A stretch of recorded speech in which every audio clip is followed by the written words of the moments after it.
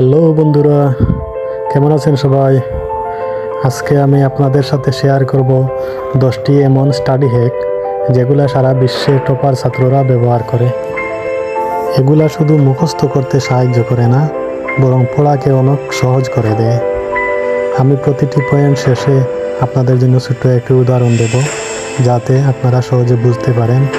আর ভিডিওটি শেষ পর্যন্ত দেখতে থাকুন, কে জানে হয়তো কোনো একটা হ্যাক আপনার জীবনকে পরিবর্তন করে দিতে পারে। বন্ধুরা, চলুন তাহলে শুরু করা যাক। Hack 1, pomodoro technique.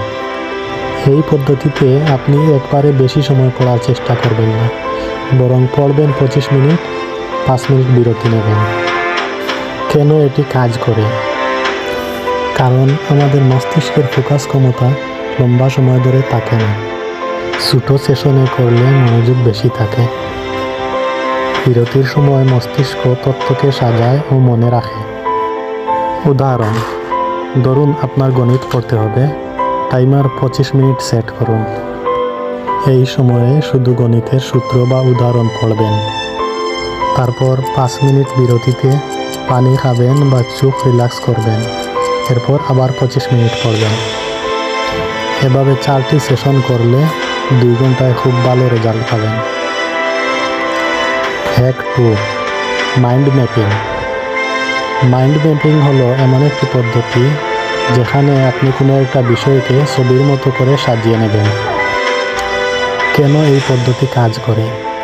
কারণ আমাদের মস্তিষ্ক ছবি বেশি মনে রাখে। বইয়ের লম্বা লম্বা প্যারার চেয়ে মানচিত্র বেশি মনে থাকে। পরীক্ষায় প্রশ্ন আসলে মনে পড়তে সময় কম লাগে। উদাহরণ, যেমন ফটোসিনথেসিস পড়তে গেলে মাঝখানে বড় করে ফটোসিনথেসিস লিখুন, তারপর চারদিকে তীর চিহ্ন দিয়ে ব্যঙ্গে লিখুন Sunlight, chlorophyll, water, oxygen, glucose. এভাবে এক পাতাতেই পুরো অধ্যায় মনে থাকবে। Hack 3, active recall. বই বন্ধ করে রিভিউ করা। পড়ার পর সবাই ভুল করে বই খুলে খুলে রিভিশন দেয়, কিন্তু টপাররা বই বন্ধ করে রিভিউ করে। এটাকে বলে অ্যাক্টিভ রিকল।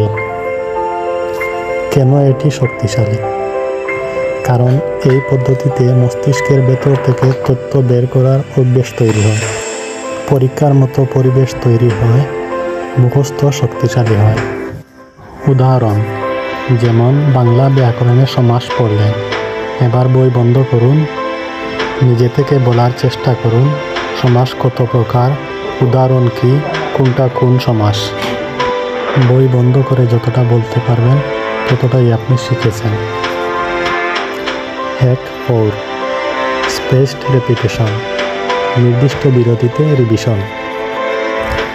একদিনে 10 বার পড়া চেয়ে 10 দিনে 1 বার করে পড়া বেশি কার্যকর। কিভাবে করবেন? যেমন আজ নতুন কিছু শিখলেন, রিভিশন দিন, 3 দিন পর আবার রিভিশন, 7 দিন পর আবার। তারপর পরীক্ষার আগে শেষ রিভিশন দিবেন। এই পদ্ধতি কেন কাজ করে? কারণ এটা মেমোরিকে লম্বা সময় ধরে সক্রিয় রাখে। Hack 5, study in short session. একটানা 2-3 ঘন্টা পড়া ভুল। একটানা বসে বসে পড়লে শরীর ক্লান্ত হয়, মস্তিষ্ক ব্রেন ফগ তৈরি করে। সঠিক পদ্ধতি হলো প্রতিবার 30-40 মিনিট পড়বেন, তারপর 5-7 মিনিট বিরতি, পানি পান করবেন, হাঁটবেন, হেলদি হালকা কিছু খাবেন, তারপর আবার পড়া শুরু করবেন। এভাবে মনোযোগ দ্বিগুণ বাড়বে। Hack 6, teach someone else. অন্যকে পড়ান।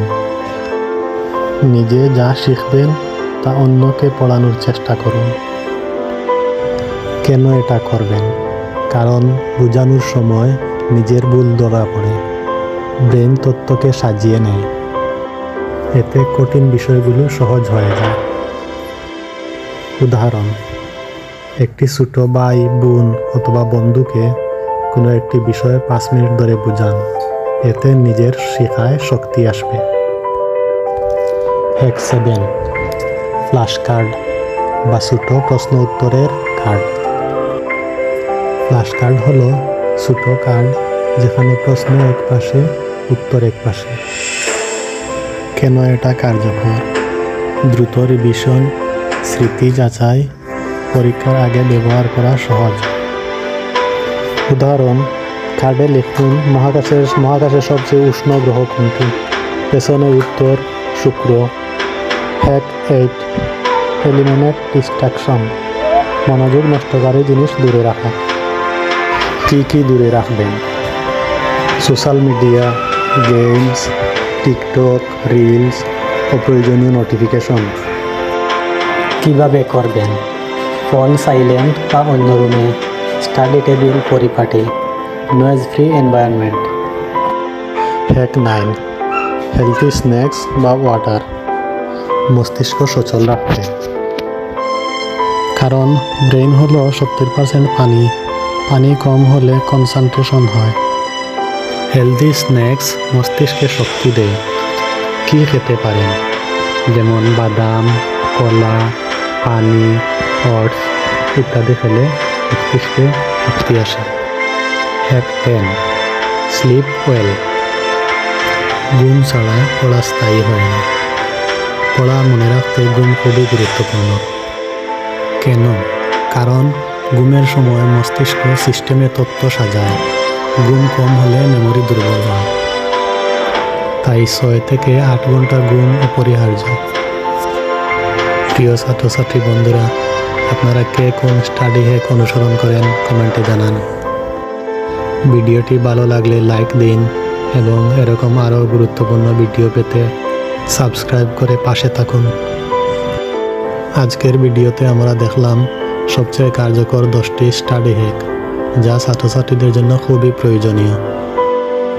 আগামী ভিডিওতে আরও গুরুত্বপূর্ণ শিক্ষা বিষয়ক টপিক নিয়ে আসব। ধন্যবাদ। See you next time.